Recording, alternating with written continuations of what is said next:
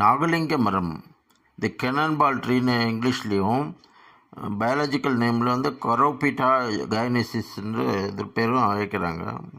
தமிழ்நாட்டின் சிவாலயங்களில் இது மிகவும் புனிதமான மரமாக கருதுகிறாங்க. இந்த மரத்தோட பூ, நாகலிங்க பூவோட நடுப்பகுதி சிவலிங்க வடிவத்திலும் அதன் மேல் படமெடுத்த நாப்பாம்பு போன்ற அமைப்பு இருப்பதால் இதனை நாகலிங்கம் என்று அழைக்கிறார்கள். இந்த மரம் அடிப்படையில் இது தென் அமெரிக்காவை சேர்ந்தது.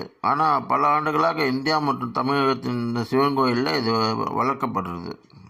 நாகலிங்க மரத்தின் உலர்ந்த பழங்கள் கீழே விழுந்து வெடிக்கும்போது பெரும் சத்தம் எழும்புமா. அதனால் பண்டைய காலத்தில் கோயில்களில் கொள்ளையர்கள் புகாமல் இருக்க இந்த பாதுகாப்பிற்காக இந்த மரங்களை வளர்த்தாங்கன்னு சொல்கிறாங்க. நாகலிங்க பூக்கள் சிவ வழிபாட்டிற்கு, குறிப்பாக சிவராத்திரி போன்ற நாட்கள் மிகச்சிறந்த மலராக கருதப்படுகிறது. இதோட மருத்துவ குணம் என்னாக்கா, இதோட இலைகள்லாம் தோல் நோய்களை குணப்படுத்துவதாகவும் பூக்கள் தோல் புண்களை ஆற்றவும் மூலிகையாக பயன்படுத்தப்படுகின்றன. பழனி முருகன் கோயில்லையும் தண்டாயுதபாணி கோயிலும் இந்த மரம் ரொம்ப சிறப்பாக வளர்க்கப்படுகிறது. நிறைய சிவன் கோயில்களில் இந்த மரம் வளர்க்கப்படுகிறது. இந்த மரத்தோட விசேஷம் என்னென்னா, இது ஆண்டு முழுவதும் பூக்கிறது.